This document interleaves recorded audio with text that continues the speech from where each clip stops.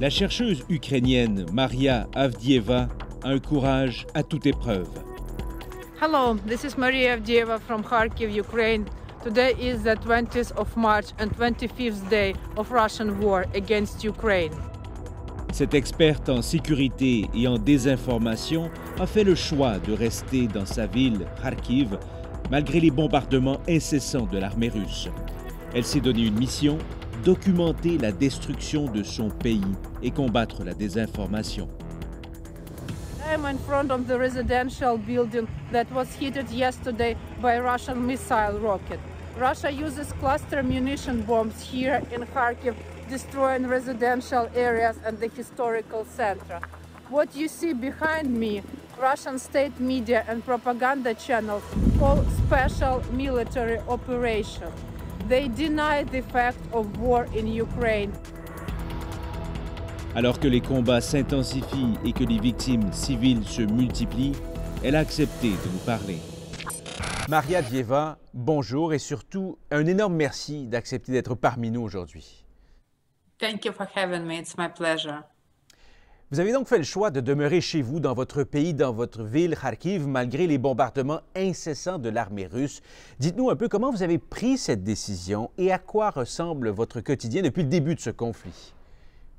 I was researching Russian disinformation since this war actually started in 2014, because what happens now is that Russia reinvades Ukraine on a new scale, but we are in the state of war since 2014 when Russia already annexed Crimea and occupied Donbass. So since that, I'm in this information war, trying to fight with Russian disinformation, and decided that it is very important to stay in Kharkiv and show the real situation, because there are very few international reporters, and I saw that this information is important, and by doing this, by providing the true information and combating the disinformation coming from Russian state media, I help Ukraine fight in this battlefield, and I fight in information battlefield when military and territorial defense units are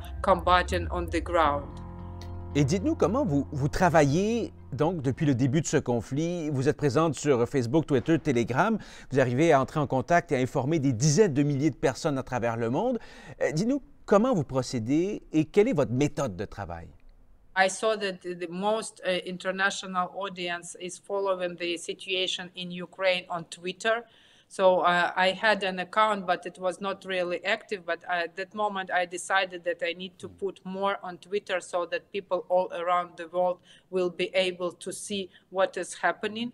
So I started to make videos every day of the mass destruction and buildings that were bombarded and shelled this day by Russia, because Russia is constantly claiming it does not shell and does not target residential areas. And I see from my window that they are being targeted daily. Before the war, it was probably no more than 300 followers on Twitter account, and now that's more than 65,000, and some videos got over 1 million views. Ah ben oui, c'est tout un accomplissement.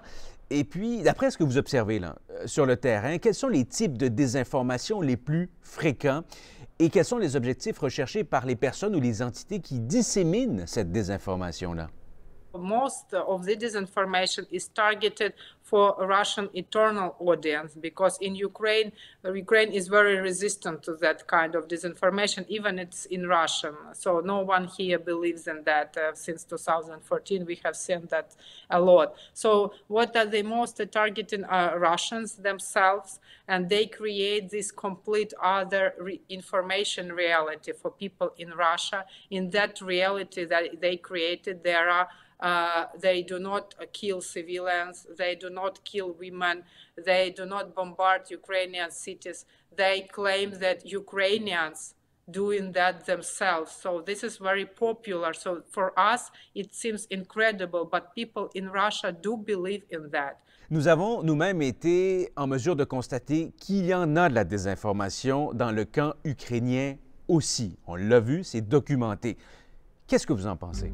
What is happening is that Telegram is hugely popular in Ukraine, and these groups in Telegram that very often they are anonymous, so you do not know who is behind these groups. And so what happens very often is that some of these accounts will post some video footage with some description, and as it is very popular, people will start sharing that information.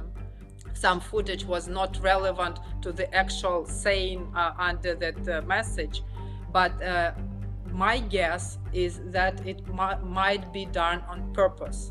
So what Russia now needs to do is Russia sees that Ukraine is winning in this information war, obviously, because Ukrainian position is heard everywhere and all the world supports Ukraine. And what would Russia do is it will try to diminish and lessen this support. And how can you make that?